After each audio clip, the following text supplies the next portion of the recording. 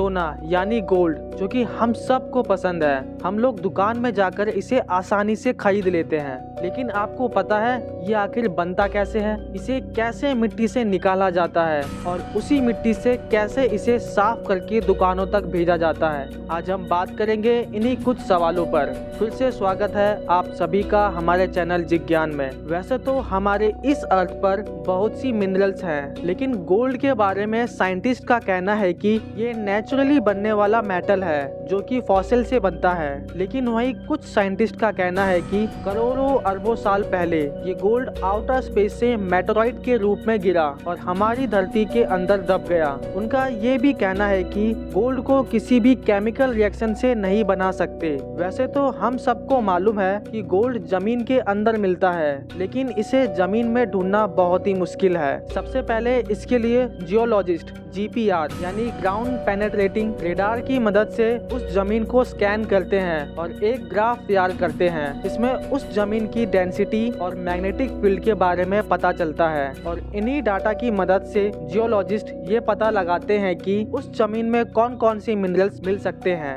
इन सब के बाद जियोलॉजिस्ट उस मिट्टी में ड्रिल करके कुछ सैंपल कलेक्ट करके उस पर रिसर्च करते हैं। गोल्ड का पता चलते ही वहाँ पर माइनिंग का काम स्टार्ट कर दिया जाता है। वैसे तो सोना बिल्कुल प्योर मिलता है, लेकिन कभी कभी इसे सिल्वर, कॉपर, जिंक और लेड की मदद से भी निकालते हैं। इस गोल्ड को हम ओशन से भी निकाल सकते हैं, लेकिन 1 टन पानी में सिर्फ 1 ग्राम गोल्ड ही निकल पाता है और उसमें भी काफी खर्चा आ जाता है। इसलिए इस मेथड को अवॉइड किया जाता है। ज्यादातर गोल्ड 2 डिपॉजिट में पाया जाता है। फर्स्ट, लोड या विंड डिपॉजिट। इसमें गोल्ड दूसरे मिनरल के साथ मिक्स होकर इन चट्टानों के दरारों में मिलता है और बाद में इसे ड्रिल करके पत्थरों के बीच से निकाला जाता है। वहीं पर बड़ी दरारों में ब्लास्ट करके उससे गोल्ड के ओर्स को निकाला जाता है ताकि उसे रिफाइनिंग के लिए मिल में भेज दिया जाए। Second, प्लेसर deposit. इसमें गोल्ड ओर के बड़े टुकड़े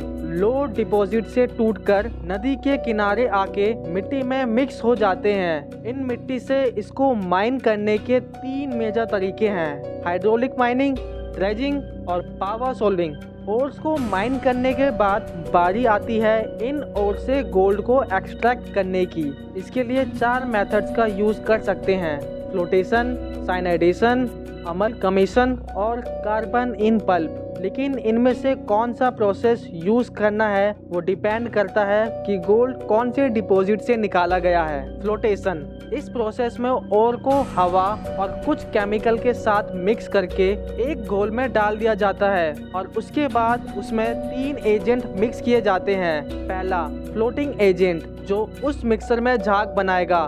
दूसरा, कलेक्टिंग एजेंट जो गोल्ड के साथ चिपक कर ऑयल फिल्म तैयार करता है। और एक ऑर्गेनिक केमिकल जो डर्ट पार्टिकल को उस ऑयल फिल्म से चिपकने से बचाता है। इन तीनों को मिलाने के बाद उस मिक्सर में हवा डाली जाती है ताकि गोल्ड उन बुलबुले के साथ ऊपर आ जाए और उसके बाद इन बुलबुले को कलेक्ट कर लिया जाता है। साइनाइडेशन, इस प्रोसेस में ओर को साइनाइड के टैंक में डालकर उसमें जिंक मेटल डाला जाता है ताकि केमिकल रिएक्शन हो सके और गोल्ड उस ओर से अलग हो जाए। इसके बाद मेल्टेड गोल्ड को साइनाइड से फिल्टर करके कलेक्ट कर लिया जाता है। अमलगमेशन, इसमें मेल्टेड ओर को मरकरी के साथ ढका जाता है ताकि मरकरी गोल्ड को अट्रैक्ट करके अलॉय बना सके।